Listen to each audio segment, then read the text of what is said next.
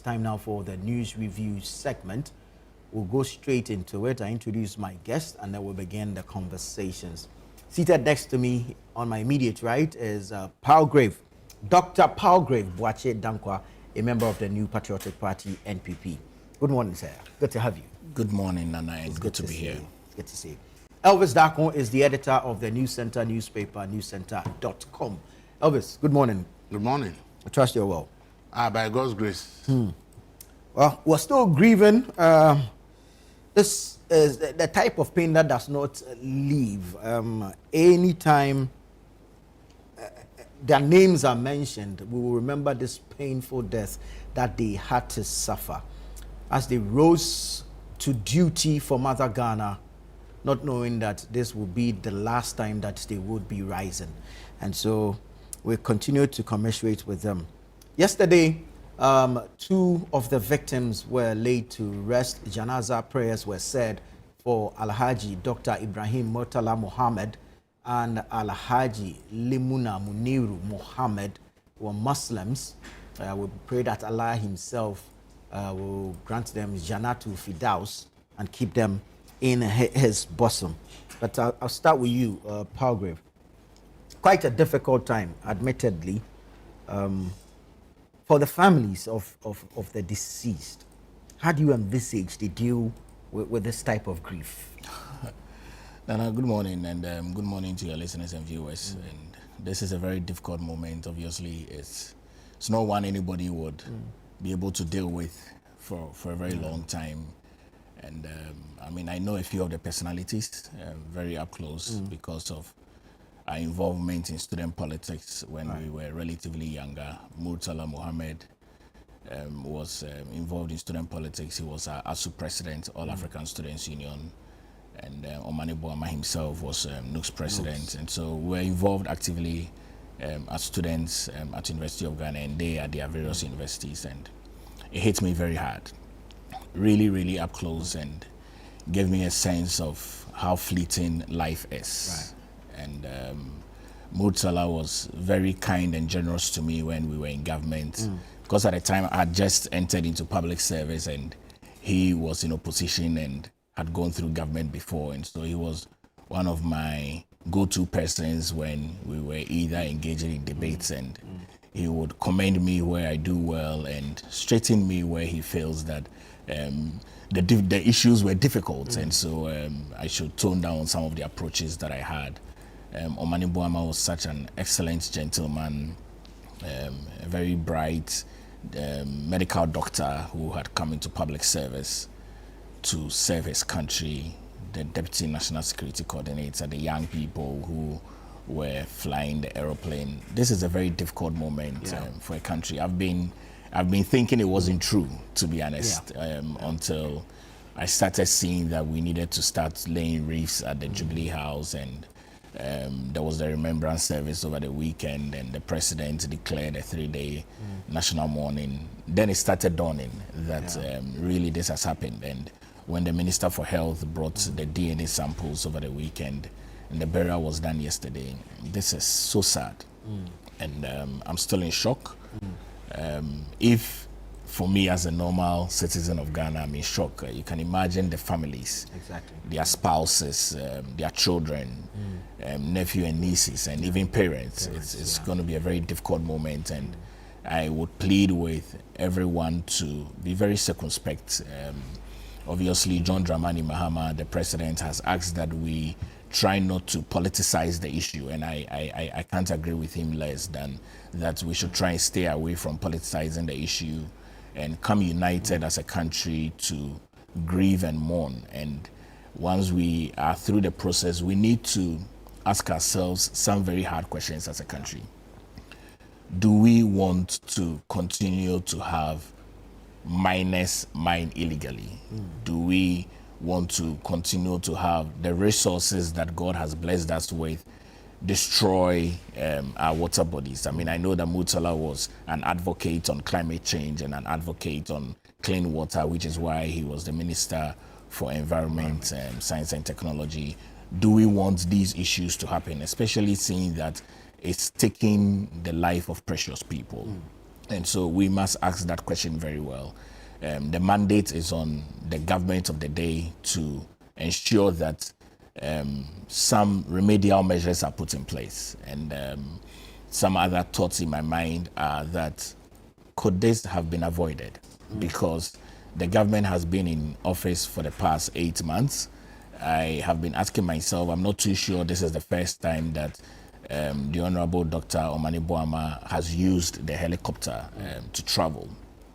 And from being a former government spokesperson on governance and security during the Kufuor government, I'm asking myself some very hard questions. And one of them is, are we under a threat as a nation?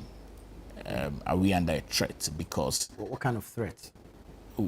Ghana is a sovereign country. Is someone trying to destabilize the sovereignty that we have? Is someone trying to, and I'm not trying to put blame on anybody, but I feel that something is happening which is beyond the country.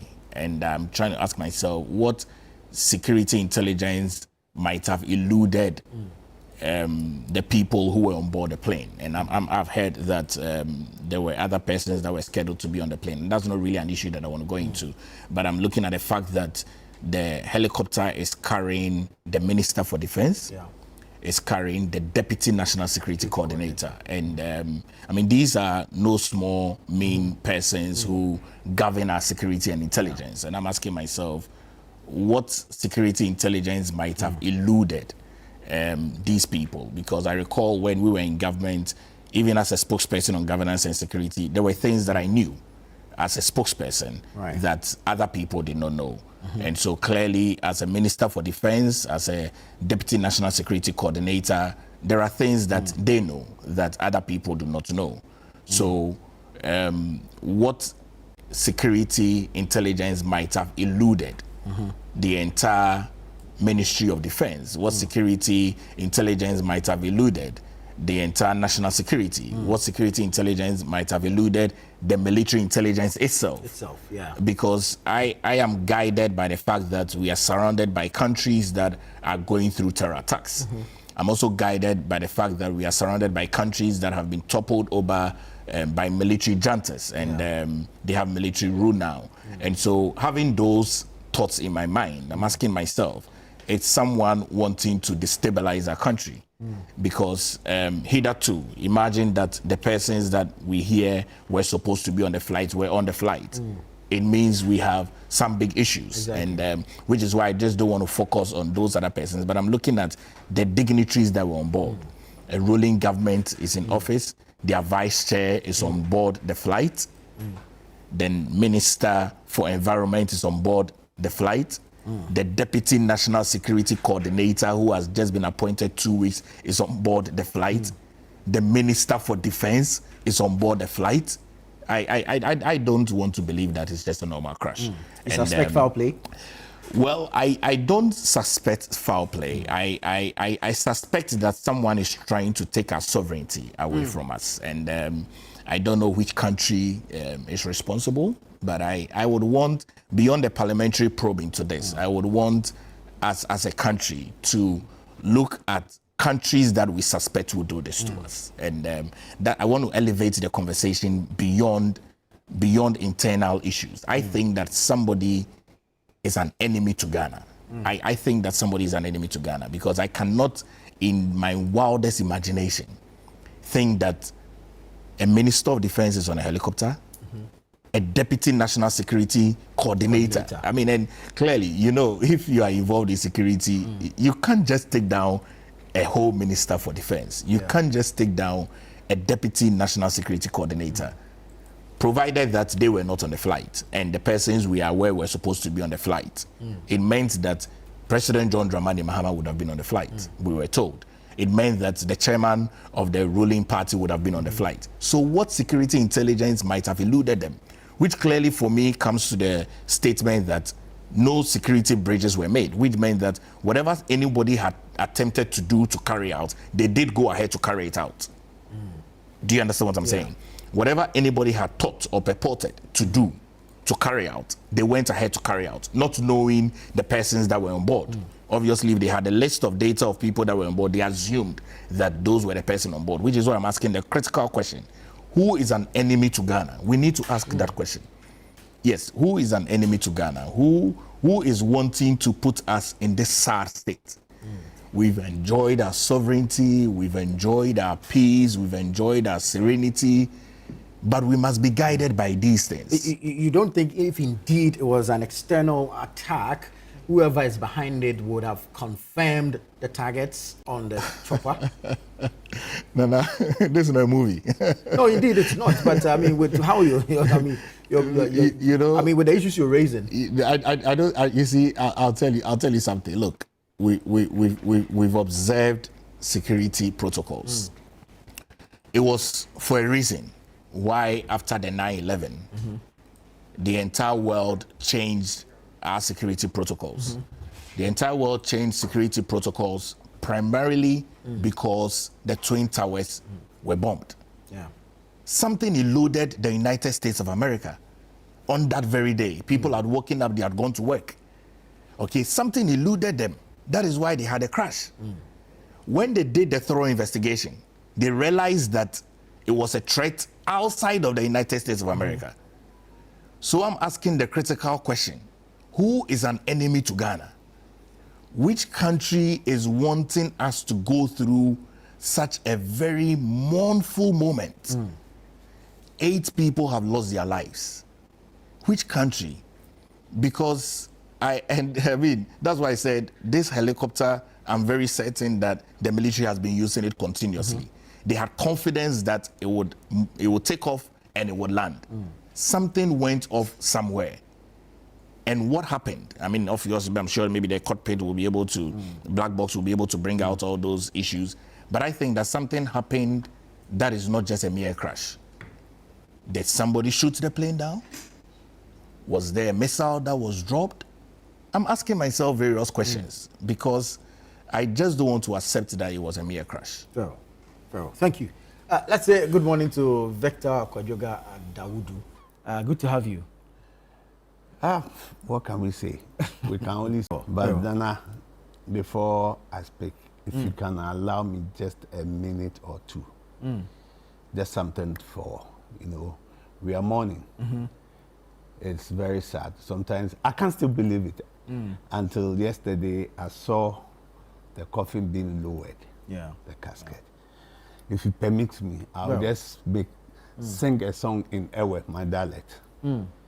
Just for the nation, for the family. Go ahead. Umawu Siagbedoga Esha Ilafi Siafi Ameshive Goglo Megbona Sianyegbe Lehiawume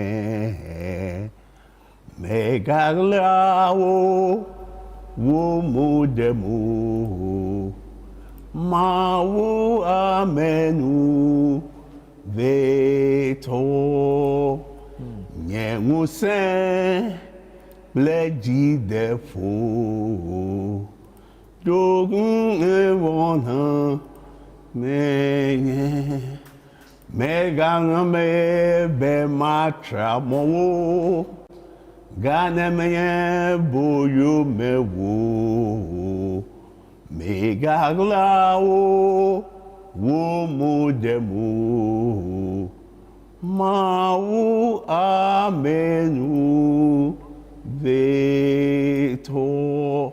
Simply, What does it say? it says, God, who has mercy on us, never hide thy face from us. The God, when we pray, listens in his hiding place. When we are in distress, we call upon him. He hears our voice. He should not hide his face. He should not lead us astray. He should always be with us. I think for me, I've been at the funeral. Still I couldn't believe it. I'm like, so we can't even see our colleagues, our comrades, their bodies that will go and bring closure. It was a sad thing. And I only say, God, you are still alive. In a way, they say, there's nothing that ever happens that God does not know. We only pray that he who hears our voice, that the tragedy, the deaths, there should be a halt to it. He should hear our voice, listen to us, and forgive us. Because within these 7 months in government, we've lost a lot of people, especially the NDC as a party. Adekuka, Sampi, we've lost our vice, our comrades. It's so sad, you know, sometimes. And I put myself in their shoes. They are my age mates. You know, Mani, Mutala, some of them, they are my age mates. And when I put myself in their shoe, how would their families, their children feel? The nation, and you know, brilliant minds we've lost. It's so sad. But I always say, in our weakness, we find strength. There will be a time for healing. And I'm sure the good God that we serve will let us understand why this thing happened. And the good Lord will also help us to put things in place so that we avert some of these calamities and tragedy. And let me also say thank you to people who came to mourn. I lost an uncle who buried him over the weekend. Gospel Dugbe, a man of heart of gold. And a lot of people were there. We thank everybody and all that who came yesterday, and we are mourning. All I can say is that God give them peace in his bosom. It's sad. You know, sometimes it's like you are dreaming. You doze off a little bit and like, is it true? Reality sets in. Reality sets in. And you know, as time goes on, maybe I'll speak about the comrades that we've lost. Apart from the service personnel, the military officers, I've had a encounter with all of them. You know, you meet them, then they say, counsel, lawyer, you know. And I remember Comrade Mutala very well. When I lost my dad in 2013, he came and said, hey, lawyer, this funeral, how will you do it? I know you don't have money. You know, he took me to see some few people who gave me money for my father's funeral. He had been there. You know, sometimes it's sad. Yeah. But that is what God has destined for us. And, you know, it's just that the going, how violent it's been. Yeah. That is the pain. Exactly. Yes, we will cry. Yeah. The pain will be there. But we know the good Lord will comfort us. That's what I can say for now. Very well, thank you. Elvis, the state has done what it can. What's your own appreciation of what has happened so far, from the announcement of the unfortunate demise, the declaration of 3 days mourning, the flower laying ceremony in front of the Jubilee House, subsequent sending the or samples of the remains to South Africa for forensic testing, and all leading up to the burial of 2 out of the 8 victims yesterday. Your own appreciation of what has happened so far? Oh, I must say that it's not easy to see the way and manner these people died. In fact, when I first glanced the video of the charred bodies burnt beyond recognition, I wept. Because I'm a Christian, I believe that we are all going to die. But I believe that the way they died is the problem. At the point I was wondering, so at what point did extension of life happen? Okay. So you look at the way the bodies on the ground burnt virtually to ashes. So sad. People's fathers, children, uncles, brothers, breadwinners. Oh, look, many people look up to these people for one reason or the other, and just in the twinkle of an eye, they are gone. And for me, that is the very difficult moment that I think that we've been through. And for us, we are even far away from the family. but we are even feeling Exactly. Yeah. the pain. You can imagine the direct family people, wives, children, mother, father, siblings, uncles. You can imagine the kind of pain such people are going through. So death is a painful thing, but certain deaths are more painful because of the way they happened. And I think that, I believe that nobody will even wish that his worst enemy should die in this manner. And for me, I think that that's how we should look at it. And for me, they have died. We are mourning and everything. But it also exposes us as a nation in several ways. Okay. Probably, if we had the Ghana Rescue Service, which we call National or Fire Service, if they had had a helicopter that can douse fire, probably maybe the body may not have been bent to that level. Because per the Armed Forces' own statement, the flight left Accra around 9:12. Yes. By 10 a.m., there were reports in news portals that the helicopter had crashed, the location, the people in the community were sharing information. So I believe that if we had done the fire service, emergency and rescue service, I have said that we have to change the name. Emergency and rescue service, because the name fire service suggests that they are only into fire. So people don't understand that the real work of the service is emergency and rescue. So at that point, in any serious scandal, that will be the first institute to call upon to quickly dispatch a helicopter that can go there with the necessary fire and chemicals to try and see whether they can douse the fire. But we didn't have one. So there's nothing we could do. We're helpless. And the bodies bent beyond recognition. So it's something that we must look at, that are we going to use this incident as a point of decision making and says that it's about time we retool the fire service and give them some of these resources. It's one thing we have to look at. And then the second one is how the bodies were handled. In fact, when I saw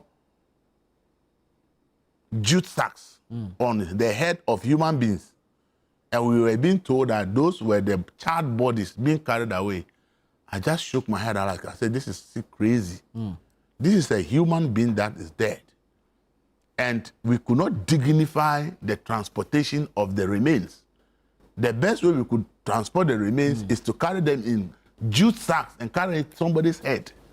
And I'm like, who even took the decision that these bodies should be packed into jute sacks?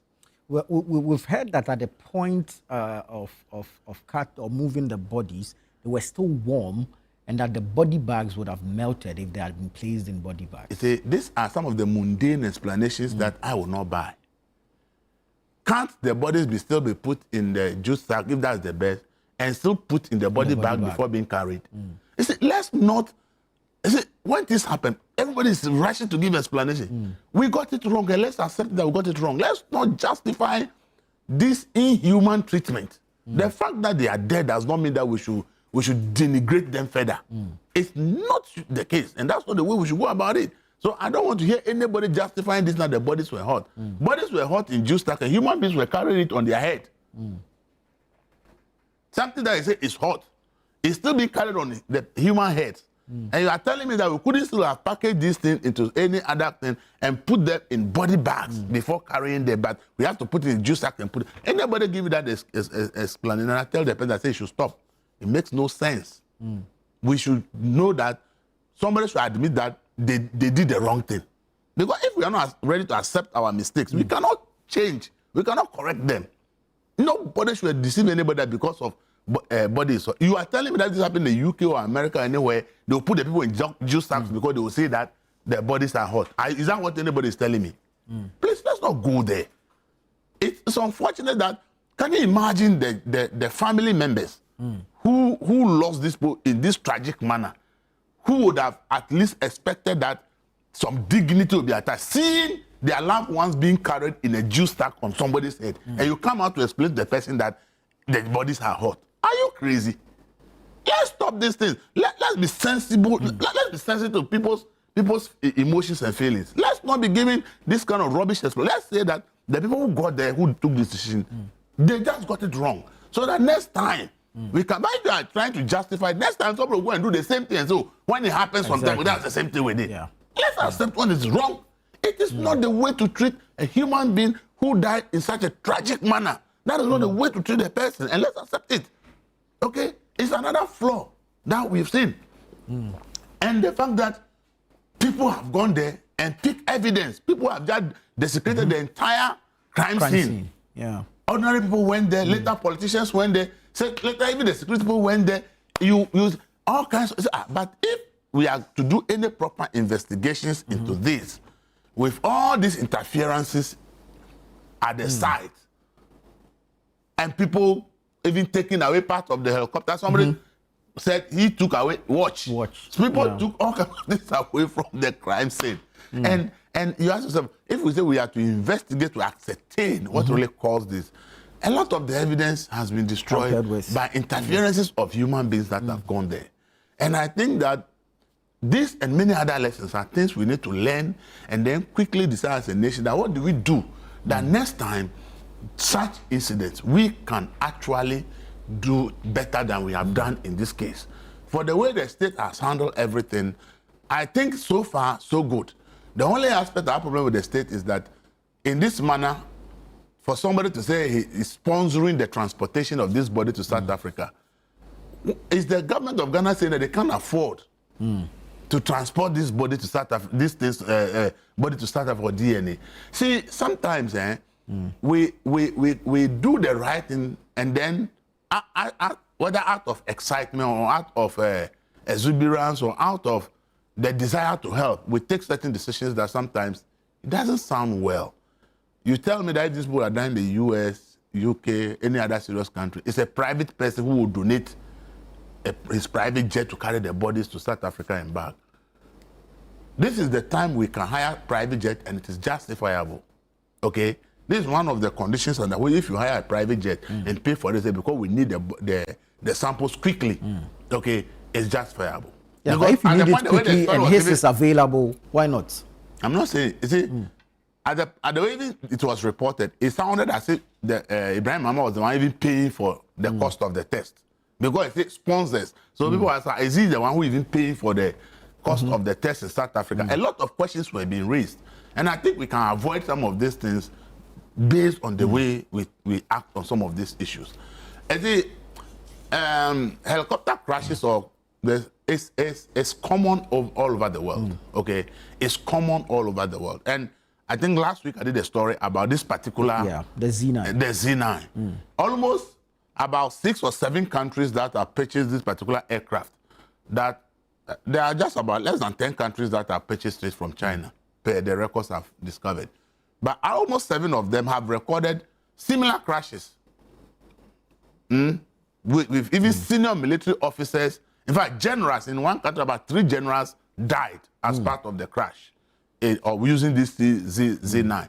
So I have said, and I'll say it here also, that the investigation and all that we are doing, it should also include going beyond Ghana to look at other countries that are using this particular Z9 and look at the safety records of this particular helicopter. Because I think that with what I've read from various countries, it appears the Z9 has safety issues.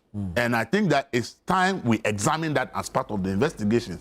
If at the end of the day we conclude and realize that it's not that safe, there are issues with it, and we will stop using the remaining 2 that is there, we take that decision. Because we bought 4, and I hear 2 are down, there to be repaired.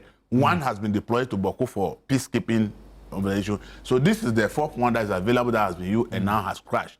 Meanwhile, we bought this helicopter with largely to protect and surveil our oil facility. That is actually the main reason we bought this helicopter. But because probably the Air Force doesn't have options, so in this case they have to deploy this to transport people. So we must all realize that as a country, if we want to move forward, as I always say, let's take politics out of a lot of things. Let's look at the reality. In this country, when the armed forces request for equipment, it becomes NDC and NPP debate. When they say we need A, B, C, they become a political debate. So I think that we should learn a lot of lessons from this. We should do investigations into it to know exact cause. Now that they say the black ball has been found, we hope we'll find useful information out of it. And then the actual investigation will also include the safety record of the Z9 in almost all the countries that have purchased it. And then let's come to a report that says that the Z9 is safe, or we think we have issues with safety records, and therefore probably Ghana will not go in for more of that. So you see, it's important that we all take it easy.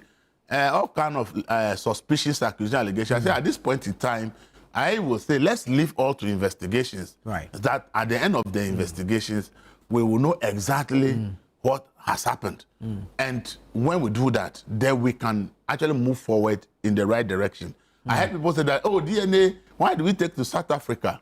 I've heard someone said that the human beings who can do it, they exist in Ghana. They have the expertise. But the resources needed to do it do not exist in Ghana. For which reason it has to be flown to South Africa, because the way the bodies have been bent, the kind of equipment that are needed for the analysis to be able to determine who is who, those equipment don't exist in Ghana. And we all know that in Sub-Saharan Africa, when it comes to medical issues, it's South Africa. So it's not that the thing has been flown to South Africa because there's a lab in Ghana that can do it and we flew it. In fact, a lot of common sickness, you go to Kolebu and all the places, your samples, they will tell you that we do not have the facility to test it. They will take it to South Africa. It will take 3 or 4 weeks before the results will come. And they will have to just be managing you till the results come to know whether what is suspected is. So flying the DNA of people who have actually bent beyond recognition to South Africa is not because somebody wants to do it in South Africa. It's because the resources in terms of equipment, infrastructure to do it in Ghana does not exist. So I think that we are in an emotional situation, and many of us are charged emotionally, and all kinds of comments are coming. I think some of these things could go and hurt the family members the more. So I'll pray that we all restrain ourselves. Let's leave the investigations to be done. Let's get the outcome of the investigations, and let's work with that. But when we are throwing all kinds of suspicions, accusations, and things about, I say, do you have any feeling for the family members who have lost their families? Is it the right time for you to be making those allegations? And all that the state has done, I want to add that, see, somebody's father, mother, uncle, son, some breadwinner is gone somewhere. Most of the time, the state will do all these beautiful things. After that, the survivors, the state has nothing for them. Has nothing for them. As we speak today, the June 3rd disaster victim are still in court trying to say, you give us some money for medical bills, but we are still going to hospital up to today.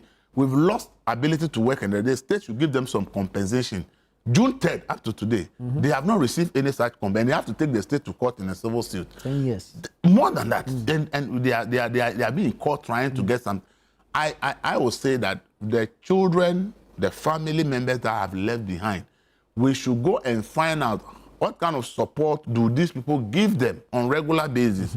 Will the state be able to support them in that way? It's so important, because if we do all these nice burials and everything, which is the right thing we have done, but the people who are dependent on these people for survival, we do not include them in any support system. It means that after the burial and everything, the rest will now have to fend for themselves. There are many families where one person dies, they've lost all their hope, because probably that's the only person that has something in the family and caters for all. So if we leave the rest of the family behind without thinking about what kind of support do they receive from this person, is there a way we can find something to support those left behind? It's very, very important that we look at some of these things. Most of the time, Ghanaians, once somebody is buried, it's gone. And then the support systems are not there. So I will add that the state should make sure that we do something for children, wives, parents. Oh, somebody is there, the parent is there. Every month is that son that will have to send something for feeding. To send something for electricity bill. Without that son, no other child or family member is sending anything to that there should be parent. some support for dependents. So if that person who gives is gone, and the state does not take up that responsibility, how does that old man or woman whose only source of livelihood is that son who is gone. How does the person survive? So I think that we should go beyond this and try and see how we can support the survivors, those left behind. Very well. Doc, on the issue of the investigations, we've heard some concerns the Ghana Armed Forces investigating this matter. The concerns mostly have to do with the fact that this chopper belonged to the military. These officers were staff of the military. And so investigating your own, most often than not, does not allow for that level of transparency you would want to see. Do you share similar concerns, or are you convinced that with the Ghana Armed Forces investigating same, we'll get the best outcome? No, I'm of a different opinion. I think that trust is needed in everything that we do as a country. When you go for military training, when you go for security training in any of the services, you know that you are not just an ordinary civilian, because now you're a uniformed person. Yeah. And I continually hold trust and confidence in the Ghana Armed Forces. I believe that they will be able to investigate this matter very, very clearly and be able to advise us as a country. I mean, if the facts come to bear that they cannot be able to even put that publicly, I think that they should not deny the president and the national security team the real truth of what transpired. I think that is very, very important. And so I would ask for them to go ahead with their investigation. I don't think that there is any need to bring in an external person out of this country to do any investigation, unless, of course, they don't have what it takes. But as we have collaborated with the DNA analysis, can we do same with absolutely, absolutely. I mean, it's very open. I mean, this is of national interest, and so it's very open for us to collaborate with other investigators that have the requisite skills and knowledge and expertise to be able to do this. But I would ask that the Ghana Armed Forces leads the investigation. But you know what, Nana?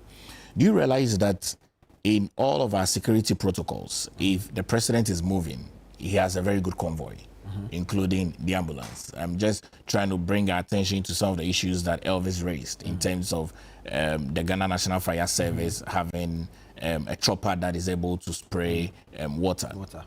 How is it that we have a military plane or a helicopter that carries state officials, regardless of who, and the flight goes alone?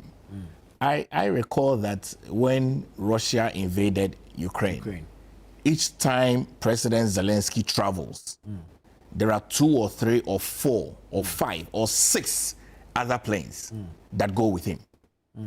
So as we look at our protocols on ground, which is the land, where the president goes with various vehicles and there's an ambulance, we need to look at our protocols in the air, such that if there are any evacuation processes, even in the air, it can be done. And we need to move that as well to the ocean, marine. Because you see, we are protected not just by land, we're protected across board, the air and the sea. So whilst we look at this, we need to have some extreme protocol measures that we put in place as a country. If a flight is moving, there should be an air ambulance that follows it. There should be an extra helicopter that follows it. So that in event that there is even any target, it becomes very difficult to identify which of the choppers has the MVPs, which is the most valuable persons in it.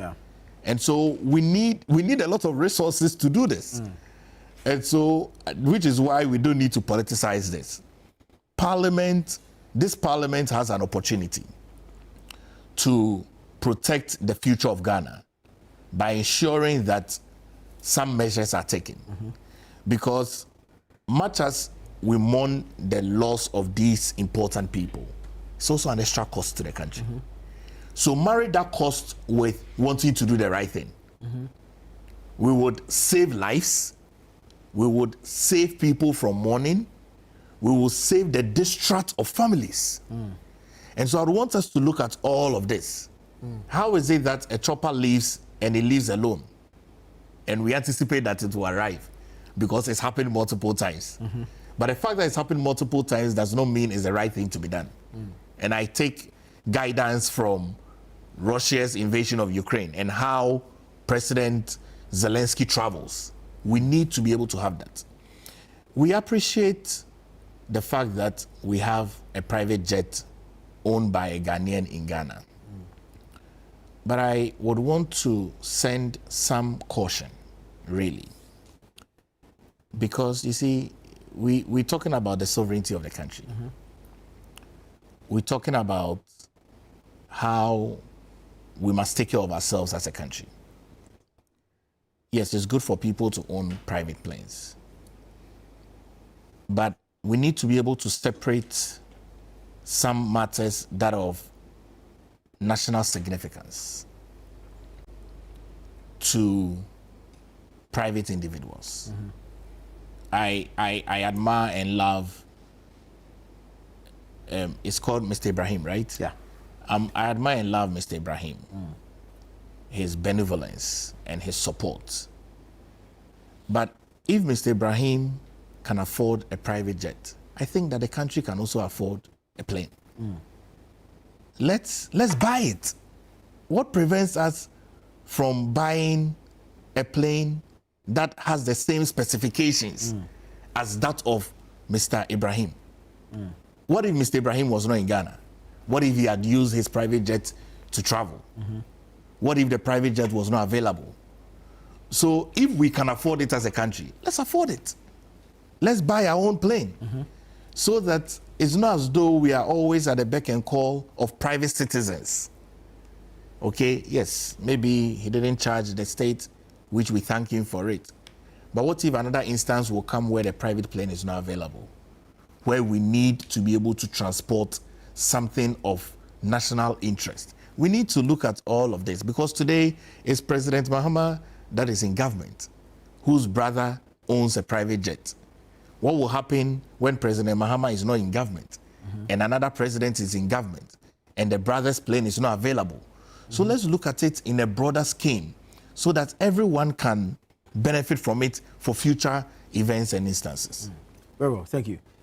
Counsel, back to you and the issue of the investigations. We know that has been set up. However, what we do not know is who constitutes this body. Is it important in the scheme of things to know who is part of this investigating body? Nana, I think that the issue of the investigation is very paramount and cardinal, in that the president has made it crystal clear that investigations will be. I think that we've heard a lot of stories, theories that are being propounded as to what may be the cause, the suspicions, the mistrust, and the rest. But as my colleague Palgrave have said, I have full trust in the military. You know, the military, they are of different fold. You know, in as much as they are citizens, the kind of standard that is expected from them, the transparency and everything they do.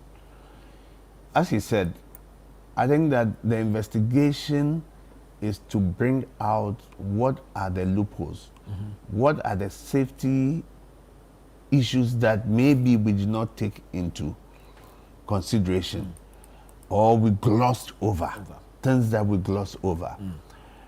And I know that, like Elvis was saying, the Z9, yes, when it was bought, were there issues?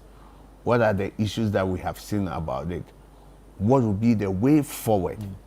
What can be done if the Air Force has to be retooled? And I think that that was one of the agenda that the late defense minister told the whole nation, that we have to retool the military.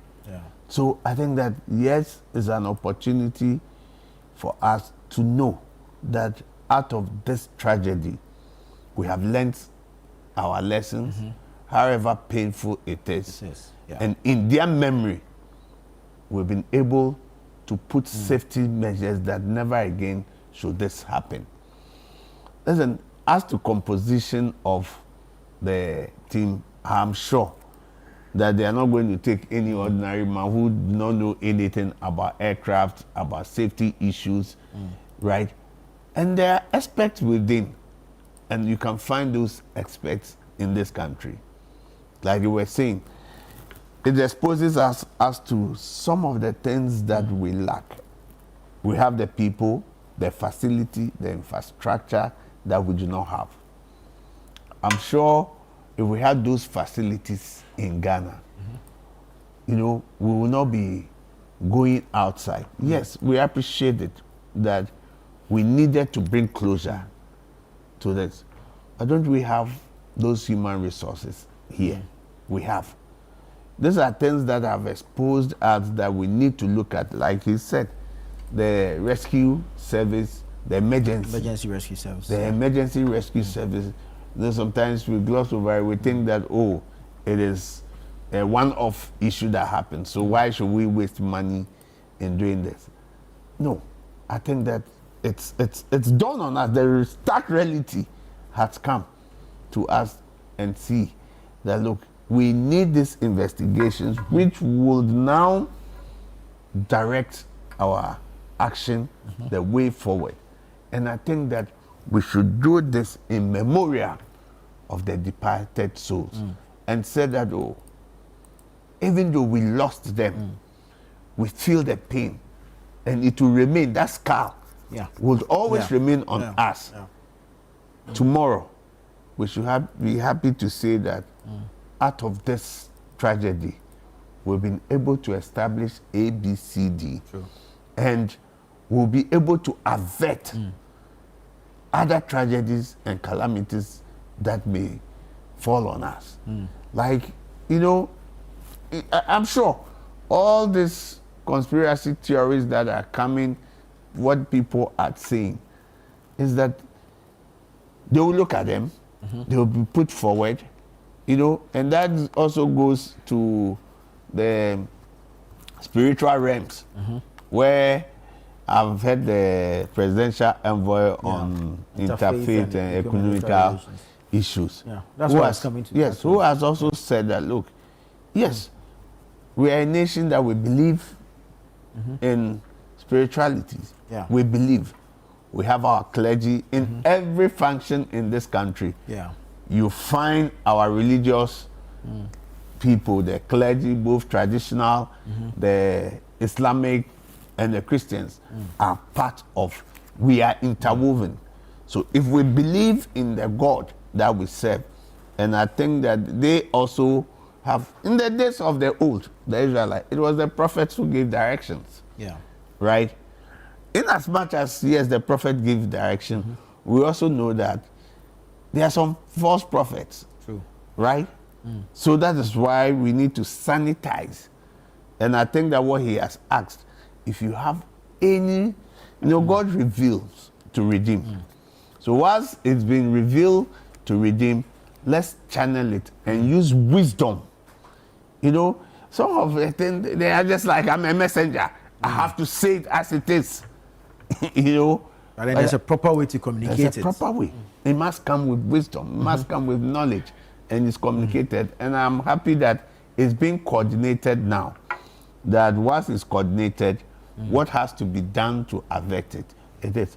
But I have full trust in the military, in the presidency, that these are people who are so close, even to government. They are connected personally. And they will also want to find out and bring closure. The nation should also bring closure to this. So I think everybody should be rest assured that all issues that are being raised will be looked at. And I'm sure that even if there is a need for collaboration, as we've seen done within the health sector, it's been done. I'm sure government would do that to bring the experts or the kind of equipment that will be brought. It was saying as to the crime scene, things that had happened, you know, it's unfortunate that we have seen that, because I'm sure as the security has gone there, just have marooned the whole place. But you know, it was the community who got to the place first. And I'm sure this would teach us and lessons that when these things happen, what will be the protocols do we follow, right? So that everybody is sensitized, education. Who's going to teach us these things? Because even the NCC doesn't have a budget. No. I think that some of this things should be maybe the fire service.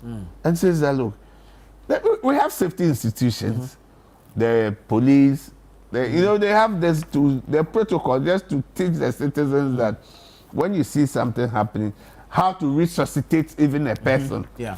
When First a person aid. there's an emergency, how to resuscitate him. And most people would not even know what to do, especially when there's an accident. Yeah. The way they have to carry the person. Sometimes that's what even kills leads the to the person. death. Yeah. That leads to the death. Yeah. Because the way we handle, most of us, we don't even know that. And it's not being taught. So I think it should be something that should be awakening to us and say that, look, the Ghana these people envision that we should have, that is what we should pursue. That one day their souls will be at rest with them and say that, oh, this is what we wanted. This is what we envisioned. And at the end of the day, it has been achieved. I think this Galamsey thing has cost us so much. It has cost us so much. When should we bring an end to this? It's going to be a difficult one. If I tell you that it's going to be easy, no, it will be a difficult one.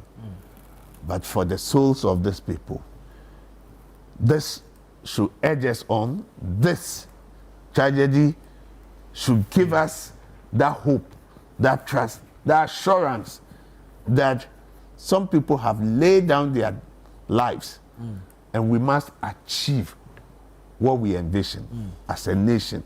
That at the end of the day, these people, their lives will bring healing to us, will move forward. You know, it should not only be engraved that we should be united. You know, we should always make sure that things are, and I think I'll plead that yes, in as much as we have pain, people will be asking questions. Let's be measured in what we say. You know, some social media, others, things people are saying. Sometimes ask them, if it is your brother, if it's your father, is your uncle, will you be saying such things? Will you speak those negative words? No. So have full confidence, and I'm sure that government will do what is expected so that citizens will be at peace, will bring closure to this matter, and we'll move on. Very well. Thank you. Elvis, I'll come to you, but I need to take a break here. So we'll take a quick break here. This is Breakfast Daily on Channel One Television. Stay with us. When we come back, we'll hear from Elvis on the matter of the passing of the fallen 8 and the directives that have followed subsequently. Stay with us. We'll be right back. Grateful that you stayed on with us. This is Breakfast Daily here on Channel One Television. We're currently having the news review segment. I'm going to Elvis Darko next. He's the editor of the News Center newspaper, newscenter.com. On this directive by the presidential envoy on interfaith and ecumenical relations.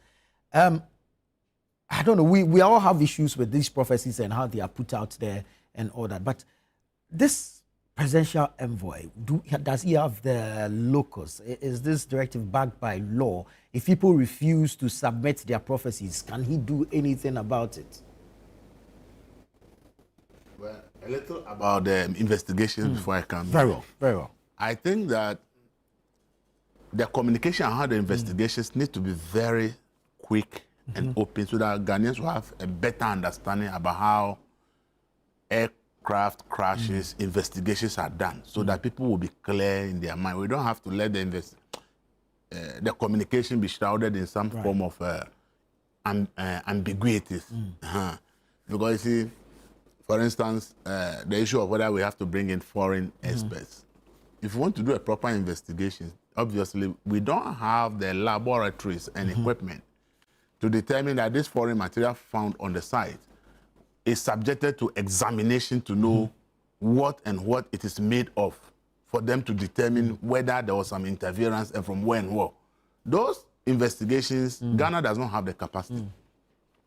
So if you really want to do a proper investigations, it means that some of these things have to be flown to labs across the world. Even the black box we understand can only be opened by the manufacturer. Of course, the black box, for instance. So that's what I'm saying.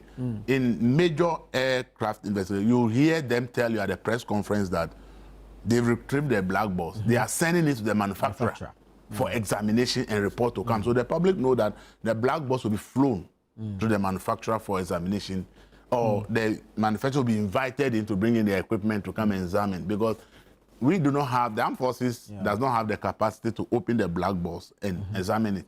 It's only the manufacturer who has the kind of equipment that can decode the messages that are in the black box.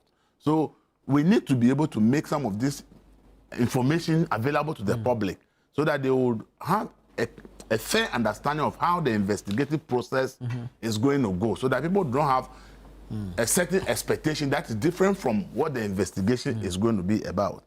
Because for a crash site, for instance, if people are suspicious that maybe somebody shut it down, everything that is found on the site needs to be taken to major military industrial complexes which have the ability and the laboratory to test that this thing, if you put it in this machine, is able to tell you that probably this particular item, though found on the site, is not part of the materials used to make the airplane, and therefore further investigation, where did it come from, and how was that found on the crash site? What is it made of, and what is that material used to do, to determine whether it is used to do A or B ammunition or something. So it's a very complex thing if you are talking about investigating an air crash, and it needs a lot of diligence and a lot of time. So I think that the government, the armed forces, and all those armed forces don't like talking, they don't like explaining issues. And I think in this case, if we leave it to the armed forces PR alone, we may have a problem. Because then they will say, for us, our duty is to get the job done. We don't, what the public is asking. So I think government communication needs to help the armed forces to understand this is not only an issue of armed forces, it's an issue of larger public interest, and therefore the communication around it needs to be handled differently, so that some of these issues can be explained to the public. As they said, they set up the committee. Even if we don't know members of the committee, at least issues like the black box being discovered need to be officially confirmed by the state and say, okay, since it has been confirmed that we have the black box, per standard procedure, we cannot examine it. And therefore, efforts are being made, or plans are underway to fly it to manufacturer for examination. And then when it is flown out, you make it public. When the report comes, you make it public. So the public will then follow the process. They will not come and tell you, why is it taking too long? Because they will appreciate the processes you are going through, so that we will not be questioning, why is the report not ready within 2 weeks or 1 month or something, when you're giving us more information. But when the committee goes to sit and they are doing it, there's no communication, the public will then be coming up with all kinds of rumors, speculations, and I think that we should avoid that in this particular case. So it's just a suggestion I'm giving to the government that they shouldn't leave communication around the investigation to only the armed forces. For them, it doesn't matter what to say. They will only issue what they want to issue. The rest, you can go to and they won't mind you. Most of it's a two-sentence statement. That is their process, and that's their process. So it's beyond the armed forces. So I think government communication need to help. They need to put some team together that will help to do the communication around it, because we all want to know what happened. It will guide the future of this country. So it's important that we, and as if they even want to get information about this aircraft and other countries that are using it. It may require some team traveling to some of these countries and have a conversation with their armed forces as to how they are using the aircraft, the kind of challenges they experience using the Z9 to factor into the report. And traveling to these countries will take some time. So if we are able to communicate well, the public expectation will be managed. But if we leave it out like that, we may have problems, and then accusations will begin to emerge. Then the issue of prophecies and the rest. You see, I am a Christian.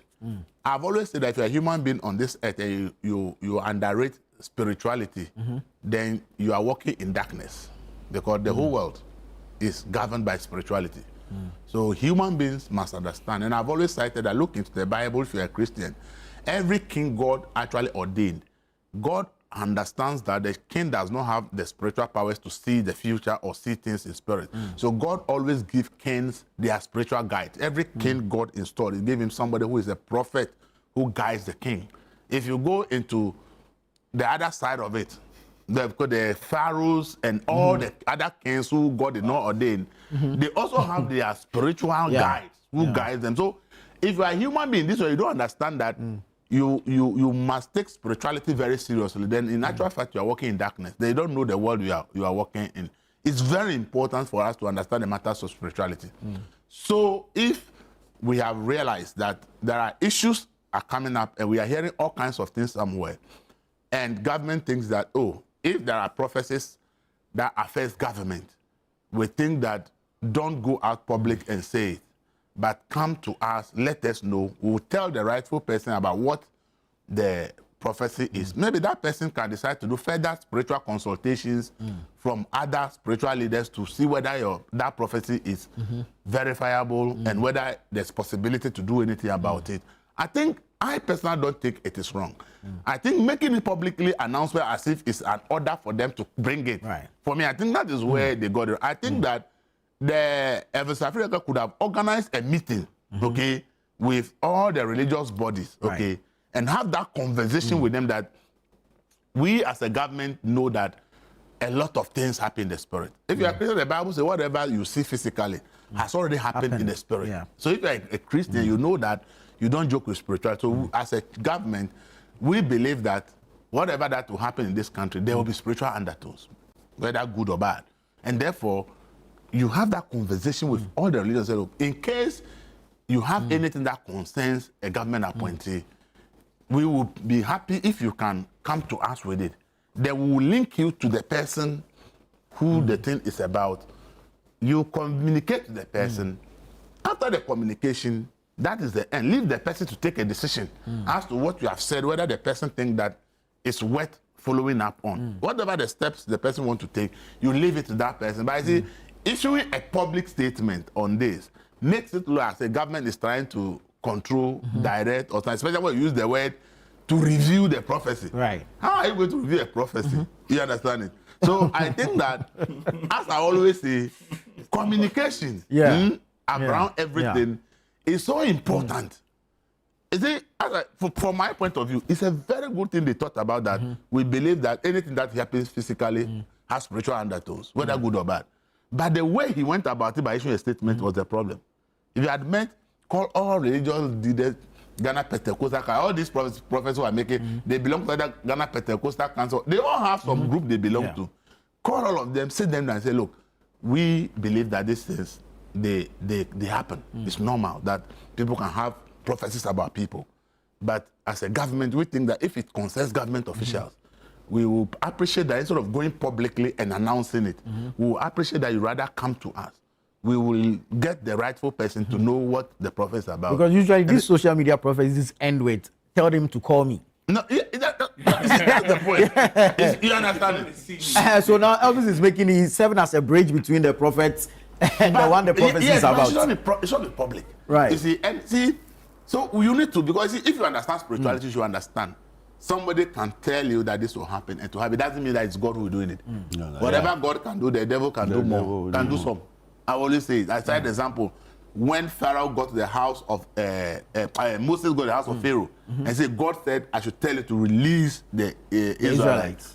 Pharaoh calls his magicians to come and show Moses to us small. Something small. Something small. And then the magicians came in with a walking stick. Right. They spoke words. And a non-living thing, which is a walking stick, turned into a living thing, which is a snake. Okay? Yeah. This happened in the Bible. So if you're a Christian, you don't joke with that. And a non-living thing, which is a stick, walking stick turned into a living thing called a snake. And Moses also called on God, and his walking stick also turned into a snake. But Moses' snake was able to swallow that off. Yeah. So you see, you cannot say that everything is from God. The same thing God can do, the devil can do, I call it the counterfeit or the small aspect. Because if the magicians can convert a non-living thing like a walking stick to become a snake, that becomes a living thing. You should know the power that the devil was. So some of these prophecies too, they may not be from God, but some of these people too, they are using all kinds of powers. Not all of them are using godly power, although they claim to be pastors using the Bible. Many of them are using a lot of powers that do not, and that's why they can also actually orchestrate things. In fact, some can orchestrate things so that it will happen, and then people will say, oh, he said it and it happened, so it's powerful. You understand? Yeah. So that is why if it's communicated to the person, and the person also understands spirituality, the person may want to say, okay, let me go further and find out what really is behind this. Is it being orchestrated by somebody just for a purpose, or it is godly ordained? The person may do further spiritual consultations and come up and say, look, maybe this person is orchestrated, but I found somebody to stop it. Or this one is really from God, and therefore the direction given, I'll follow. Then it becomes clearer. The intention is not a bad thing, but the communication and using the word, you want to review a prophecy. The person is, are you the spiritual head of all the spiritual people in Ghana? You understand? So I think that we shouldn't look at it. I ask myself, we say we are secular states. What is government doing? Talking about religious, you understand? But as I said, some of this is you draw attention to the fact that the world is not just physical. Okay, I told people when the Queen Elizabeth died, we saw all kinds of things being done, including what? Killing goats and a ram, right? Yeah. We were even told that the bees in the Queen's garden, they have to go and inform the bees that the Queen is dead. Many leaders in the advanced world that we see, they believe more in spirituality than us. Yeah.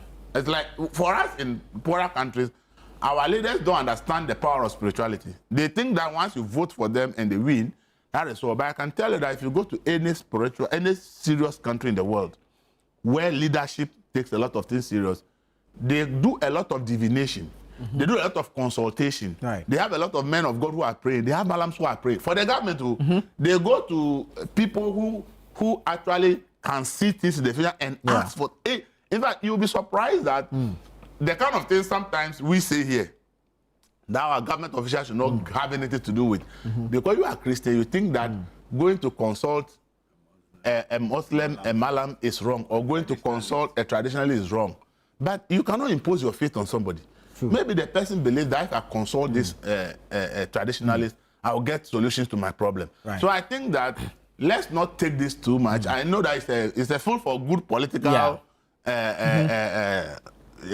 debate, but I think that for me, the way I see it is that the government is always saying that if you see anything about a government official, instead of saying it public, come to us. Exactly. Whoever is involved, the government will facilitate you getting access to the person, because the point, most of the time when they say they have the thing, they say they don't know how to get to the person. That's why they go to put it out in the media. So now you have an avenue. Giving them an avenue that instead of going to social media and the rest, we are giving you an avenue to have access to the person, communicate the prophecy to the person, leave the decision to the person as to whether he wants to follow the direction you are giving, or the person thinks that based on what you have told him or her, he or she wants to do further spiritual consultation from other sources to be able to know what to do. Leave that to the person. Don't also go there be forcing the person that because I saw perhaps he has his own ways and means. Because I saw it, what I say you should do, you must do it at all costs. Yeah. Because some of this thing, they do it because they want to gain popularity. Some of them, they are doing it because if they see the big man, some money will come. And all kinds, so they also have all kinds of motivation. But my advice is that from what I've learned in the Bible, the world is controlled by spirits. And that's why God, every king God has ordained, God has given the king a prophet to guide the king spiritually. So if you are a human being, don't joke with your spirituality. Make sure that you pay attention to what is called spirituality and you understand the world better. Whether a traditional God, whether it is God in heaven, whether it's a Malam, understand that the world, whatever we are walking around, we are blind people when it comes to the spirit. What's happening in the spirit we can't see. So if there are people who can see in the spirit and they talk to you and you listen and you take the right steps, it can help you. So let's not underestimate the power of spirituality. All right, Elvis, thank you. Doc, back to you on this same statement. There's a ministry of, we have a ministry for chieftaincy and religious affairs. Yes, there is. Now it's combined with local government. Yes. If this had come through there, I mean, would it have made any difference? Nana, I hold the view that all of life is spiritual. And I think that Elvis has clearly shown everyone around the table and the Ghanaian people that he's well discipled. So we will thank his pastor. Yes, we will thank his pastor that he's well discipled. But I mean, I agree with all the things that he stated on this matter, that all of life is spiritual.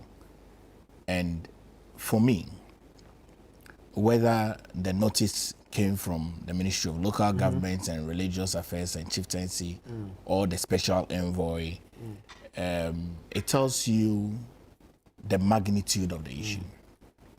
I think that the Spirit of God is working very strongly in the lives of many young people. And God's Spirit that is hovering around the surface of the earth in Africa, in Ghana, and around the world, He's speaking to people. It is no doubt that Ghana is the center of the earth. The entire earth, Ghana is the center of it. And so I'm glad that the presidency has taken religious notice of all the issues that are happening. They are very anointed young men who every now and then are either on TikTok or on YouTube or on Facebook declaring the word of God. I'm glad that now they have an avenue to which they can be able to go to, so that whatever God is saying, whatever the Spirit of God is leading them to say, they would be able to share it with the leaders. You know, the Bible encourages us to pray for our leaders. And so I'm happy. When I saw that the President, John Dramani Mahama, had established this envoy, my heart was gladdened, because we are surrounded around the world with a lot of interfaith issues. And there's always a central point where you need to go to so such issues are addressed. And if the presidency prioritizes this and sets up an envoy to be able to look at it, and this is a global thing. So this envoy can go to Vatican, this envoy can go to Medina, Mecca, and all around the world to have conversations. And I'm glad that young prophets, young seers, young men of God, senior men of God can have an avenue to go to. Now, I can also agree that there are economical bodies which are the Anglicans, the Catholics, the Baptists, the Assemblies of God, the Methodists, the Presby, the Charismatics. I can agree that there are those economical bodies. However, there are other young men of God who are not a bigger part of these economical bodies, so-called and so recognized. But they have spiritual fathers and spiritual elders in a lot of these places. And so I am glad that this notice has come. I pray and hope that it's accepted well by the seers and the prophets. You know, Nana, when God speaks to you, you need a great level of humility. Sometimes when God speaks to some of the seers and the prophets, they don't have that aspect that carries the humility. And so that's why Elvis was stating that it appears as though the tone of the letter is almost like instructive and reviewing of prophecies. But I think that the channels and the path has been made clear for everyone. So I would also ask and plead with the Minister for Communication to have a look at sanitizing the social media space. Because a lot of these social media propheting also causes some fear and panic.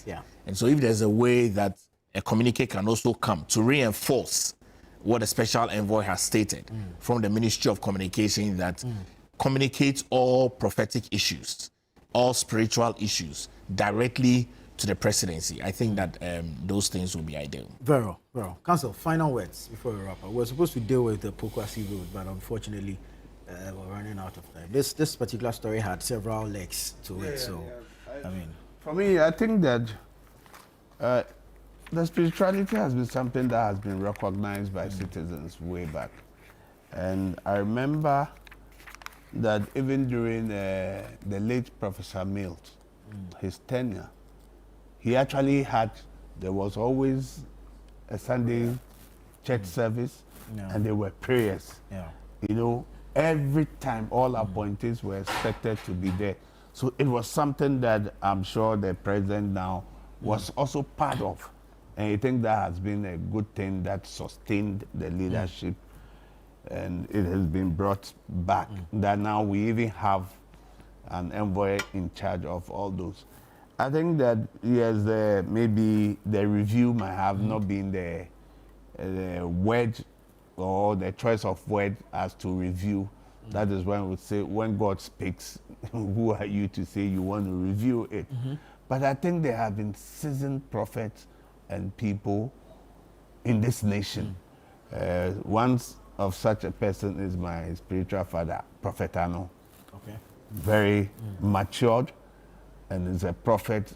And I'm sure that all the other prophets, the young ones who are coming up, they should see the certain people as mentors who will guide them as they communicate. True. Like he said, in the days of Israel, it was every king has a prophet. And the prophets will reveal the mind of God. Yeah. And you see, it is interesting that God may hide something from you and reveal it to another person. You may not see it. Yeah. You'll be a prophet, you may not see it, but some other person may see it. So I think it's a good thing. Once we see ourselves, although secular nation, but we believe in three major religions, the traditionalist, the Christian, and the Muslim. And the interesting thing is we all eat, we do things together. True. We do not, you know, we are not polarized when it comes to religion. Even when it comes to marriage, most of these things, you find it, we belong to the same place, we do the same thing. And I think it's a good thing. Let's see the brighter side of it, that this is how we want to harmonize, let's coordinate. When there are issues which will have to be relayed to persons who are involved, you know, in the Bible, when Samuel and the rest were to go and communicate, right, to King Saul what was happening, you know, the wisdom that they used. Yeah. When he said it, said, oh, this man, then the man has been killed. At the end of the prophet said, oh, it is you. It is you.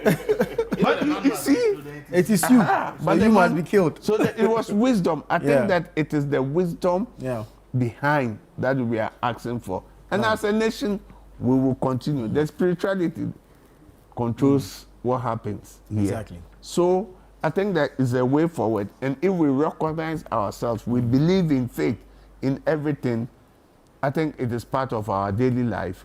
And we should be able, as a nation, and don't forget, the good Bible says that when the righteous rule, the people rejoice. Rejoice. Yeah. Thank you so much. We'll have to leave it here. We've run out of time, but thank you so much, gentlemen. This has been good. We'll find time to engage more on some of these matters. This has been the news review segment here on Breakfast Daily, live on ChannelOne Television. Don't go away. The show continues after this.